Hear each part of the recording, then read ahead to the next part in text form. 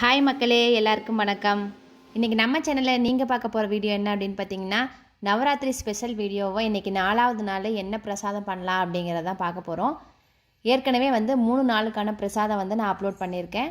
அந்த வீடியோவில் நீங்கள் பார்க்கல அப்படின்னா டிஸ்கிரிப்ஷனில் உங்களுக்கு லிங்க் தந்திருக்கேன், நீங்கள் போய் பார்க்கலாம். 4வது நாளாக நம்ம இன்றைக்கி என்ன பிரசாதம் பண்ண போகிறோம் அப்படின்னு பார்த்தீங்கன்னா, ரவையும் கோதுமை மாவும் வச்சு ஒரு கேசரி, அதுக்கப்புறமா தட்டைப்பயிறு வச்சு சுண்டல் பண்ண போகிறோம். இந்த ஹெல்த்தியான 2 வகையான பிரசாதம் இப்போ எப்படி பண்ணுறது அப்படிங்கிறத பார்க்கலாம். ஃபஸ்ட்டு காரமான இந்த தட்டைப்பயிறு சுண்டல் எப்படி பண்ணுறது அப்படின்னு பார்த்தீங்கன்னா, தட்டைப்பயிரை ஒரு 4 மணி நேரம் ஊற வச்சுக்கணும். ஊற வச்ச தட்டைப்பயிரை நம்ம குக்கரில் போட்டு ஒரு 3 விசில் விட்டு எடுத்து வச்சுக்கலாம். நல்லா சாஃப்டாக வெந்துடும். அப்படி நீங்கள் ஊற வைக்க முடியல அப்படின்னா தண்ணி கொஞ்சம் அதிகமாக ஊற்றிட்டு ஒரு 10 விசில் 12 விசில் விட்டீங்க அப்படின்னா நல்லா பூ மாதிரி வெந்து வந்துடும்.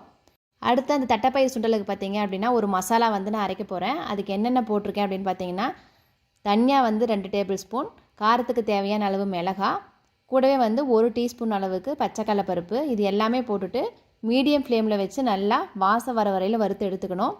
கலர் கொஞ்சம் நல்லா ப்ரௌன் கலராக மாறி வாசம் வரும், அந்த அளவுக்கு வறுத்து எடுத்துக்கோங்க. நம்ம இந்த மசாலா போட்டு தட்டைப்பயிறு சுண்டல் செய்யும்போது டேஸ்ட் ரொம்ப ரொம்ப சூப்பராக இருக்கும். இந்த மசாலா பார்த்தீங்க அப்படின்னா தட்டைப்பயிருக்கு மட்டும் இல்லாமல் சுண்டல், பச்சைக்கடலை பருப்பு இது எல்லாத்துக்குமே இந்த மசாலாவை யூஸ் பண்ணிக்கலாம். இப்போ இது நல்லா வறுத்தாச்சு, ஆறுனதுக்கப்புறமா அரைச்சி எடுத்துக்கலாம். அடுத்த இப்போ நம்ம தட்டைப்பயிறு சுண்டல் தாளிக்கிறதுக்கு ரெடி பண்ணிக்கலாம். ஒரு கடாயில் எண்ணெய் ஊற்றிட்டு எண்ணெய் நல்லா காஞ்சதுக்கப்புறமா கடுகு சேர்த்துக்கலாம். கடுகு சேர்த்துட்டு அது கூடவே பச்சைக்கடலை பருப்பும் போட்டாச்சு. இது நல்லா பொரிஞ்சதுக்கப்புறமா வரமிளகாய் முழுசாக போட்டுக்கலாம். ஏற்கனவே மசாலாவுக்கு அரைக்கிறதுக்காக நம்ம போட்டிருக்கிறதுனால வாசத்துக்காக தான் இதை சேர்த்துருக்கேன். கூடவே வெங்காயம் போட்டுட்டு நல்லா வதக்கி விட்டுலாம். இது வதங்கினதுக்கப்புறமா வேக வச்ச தட்டைப்பயிறு சேர்த்துக்கலாம். இன்றைக்கி நான் ஒரு 1/4 kg அளவு தட்டைப்பயிறு தான் சேர்த்துருக்கேன். அதனால் மசாலா நான் சொன்ன மசாலா மெஷர்மெண்ட்டு கரெக்டாக இருக்கும். அதே அளவு போட்டுட்டிங்க அப்படின்னா உங்களுக்கு போதும். இது நல்லா மிக்ஸ் பண்ணதுக்கப்புறமா இதுக்கு தேவையான அளவு உப்பு சேர்த்துக்கலாம். நம்ம பயிர் வேகும் போதே கூட உப்பு சேர்த்து வேக வச்சு எடுத்துக்கலாம். இப்போ அளவான உப்பு போட்டாச்சு, நல்லா மிக்ஸ் பண்ணி விட்டாச்சு. 4 மணி நேரம் ஊறினதுக்கே பார்த்தீங்க அப்படின்னா இந்த மாதிரி நல்லா பூ மாதிரி வந்துருச்சு பாருங்கள். நம்ம ஒரு நாள் ஃபுல்லாக நைட் ஃபுல்லாக ஊற வச்சுருந்தோம் அப்படின்னா ஸ்டீம்லேயே கூட நம்ம வேக வச்சு எடுத்துக்கலாம். கடைசியாக நம்ம இந்த அரைச்சி வச்ச மசாலாவும் சேர்த்தாச்சு. இது சேர்த்ததுக்கப்புறமா நம்ம அதிக நேரம் வதக்க தேவையில்லை. ஒரு 2-3 பெரட்டி விட்டாலே போதும். ஏற்கனவே நம்ம வறுத்த மசாலா அப்படிங்கிறதுனால கடைசியாக இறக்கும் போது நம்ம போட்டுட்டு இறக்கிட்டோம்னாலே போதும். ரொம்ப ரொம்ப சூப்பரான டேஸ்ட்டாக இருக்கும். இப்போ நல்லா காரசாரமான தட்டைப்பயிறு பிரசாதம் ரெடி ஆயிடுச்சு.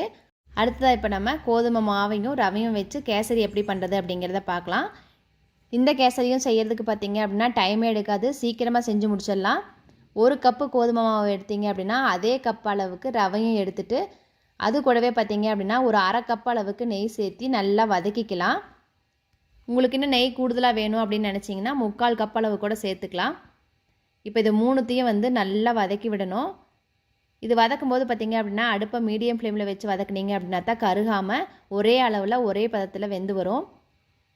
நெய் நல்லா கரைஞ்சி இந்த ரவையும் கோதுமை மாவும் நல்லா வெந்து வரணும். ரவையிலேயே வேகிறதுனால டேஸ்ட் பார்த்தீங்க அப்படின்னா ரொம்ப ரொம்ப அருமையான டேஸ்ட்டாக இருக்கும். இதில் டைமே பார்த்தீங்க அப்படின்னா இந்த ரவை வறுக்கிறதுக்கு உண்டான டைம் மட்டும்தான். கோதுமை மாவும் ரவையும் ஈக்குவல் குவான்டிட்டி போட்டிருக்கிறதுனால பார்த்தீங்க அப்படின்னா இது ஹல்வா டேஸ்ட்லேயும் இருக்கும். இப்போ பார்த்தாலே உங்களுக்கு தெரிஞ்சிருக்கும், நெய்யில் நல்லா வறுத்து வந்துருச்சு. கடாயில் கொஞ்சம் கூட ஒட்டாமல் பாருங்கள் நல்லா வெந்து வந்துருச்சு. இந்தளவுக்கு கொஞ்சம் நல்லா கலர் மாறினதுக்கப்புறமா இப்போ நம்ம வெள்ளைப்பாகு ரெடி பண்ணிக்கலாம். 1 கப்பு ரவை, 1 கப்பு கோதுமை மாவுக்கு 1 கப்பு வெல்லம் போட்டிங்க அப்படின்னா கரெக்டாக இருக்கும். இன்னும் கொஞ்சம் இனிப்பு கூடுதலாக வேணும்னு நினச்சா 1.25 கப்பு சேர்த்துக்கலாம். இது கூட இப்போ நான் ஒரு 4 டம்ளர் அளவுக்கு, அதாவது அதே கப்பில் 4 கப் அளவுக்கு தண்ணி சேர்த்து கொதிக்க வச்சுருக்கேன். இது நல்லா கொதிச்சதுக்கப்புறமா இது வடிகட்டி இப்போ நம்ம வறுத்து வச்சுருந்த கோதுமை மாவுலேயும் ரவையிலையும் மிக்ஸ் பண்ணிடலாம். ஏற்கனவே கோதுமை மாவு ரவையெல்லாம் பார்த்திங்க அப்படின்னா நெய்யில் வறுத்து வந்திருக்கிறதுனால நம்ம இந்த வெள்ளை தண்ணி ஊற்றும் போது கெட்டிலாம் படாது, பொழுனே நம்மளுக்கு கேசரி மாதிரி நல்லா பதத்துக்கு வரும். இப்போ இதை நல்லா வடிகட்டிட்டு சேர்த்தாச்சு. வெள்ளைப்பாகு சேர்த்ததுக்கப்புறமும் நம்ம அடுப்பை சிம்மில் வச்சுக்கணும். கோதுமை மாவு ரவை ரெண்டுமே பார்த்திங்க அப்படின்னா அதிகமாக தண்ணி இழுக்கக்கூடியது. அதனால் இந்த வெள்ளைப்பாகு ஊற்றுனதுக்கப்புறமா ஒரு 2 நிமிஷம் 3 நிமிஷத்துலேயே பார்த்திங்க அப்படின்னா எல்லா தண்ணியுமே அப்சர்வ் பண்ணிடும். மிக்ஸ் பண்ணி விட்ட உடனே பார்த்தீங்க அப்படின்னா எல்லா தண்ணியுமே அப்சர்வ் பண்ணிவிட்டு நம்மளுக்கு நெய் பிரிஞ்சு வர ஆரம்பிக்கும். பாருங்கள், மிக்ஸ் பண்ணுறதுக்குள்ளேயே பார்த்தீங்க அப்படின்னா நெய் அப்படியே பிரிஞ்சு வர மாதிரியே தெரியுது. நல்லா கெட்டியாயிட்டே வருது பாருங்கள். இந்த கேசரி வந்து வெல்லத்தில் தான் பண்ணணும் அப்படிங்கிறது இல்லை, நம்ம சர்க்கரை சேர்த்தும் செய்யலாம். வெல்லம் பிடிக்காதவங்க நம்ம சர்க்கரை சேர்த்து செஞ்சு பாருங்கள், சூப்பரான டேஸ்ட்டாக இருக்கும். நெய் வந்து நான் முதல்ல சேர்த்த நெய் தான், மறுபடியும்லாம் நெய் சேர்க்கவே இல்லை. உங்களுக்கு நெய் தேவைப்பட்டுச்சு அப்படின்னா இப்போ இடையில கூட கொஞ்சம் ஒரு 2 டேபிள் ஸ்பூனோ இல்லை 1 டேபிள் ஸ்பூனோ சேர்த்துக்கலாம். இப்போ தண்ணியில் நல்லா ட்ரை ஆகி நம்ம கிளறி கொடுக்க பாருங்கள், கடாயில் ஒட்டாமல் அப்படியே வருது. நம்ம நார்மலாக கேசரி செய்யப்போவும் இந்த மாதிரி நெய்யிலேயே வந்து ரவையை பூரா வறுத்துட்டோம் அப்படின்னா ஹல்வா மாதிரி சூப்பரான டேஸ்ட்டில் வரும்.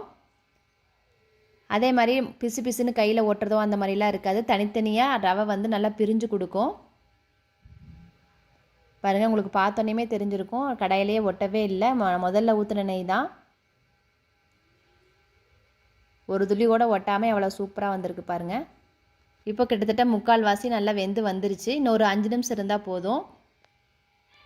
இப்போ நம்ம கார்னிஷ்காக நெய்யில் முந்திரியும் திராட்சையும் வறுத்து கொட்டிக்கலாம். முந்திரி திராட்சை வறுக்கிறதுக்கு ஒரு கடாயில் 1 டேபிள் ஸ்பூன் நெய் ஊற்றியாச்சு. இதில் வந்து முந்திரியும் திராட்சையும் இப்போ போட்டு நல்லா வதக்கிடலாம். முந்திரியும் திராட்சையும் நல்லா வதங்கிடுச்சு. இப்போ இதை நம்ம கேசரி கூட சேர்த்துக்கலாம். இதை சேர்த்ததுக்கப்புறமா நல்லா மிக்ஸ் பண்ணி விட்டுலாம்.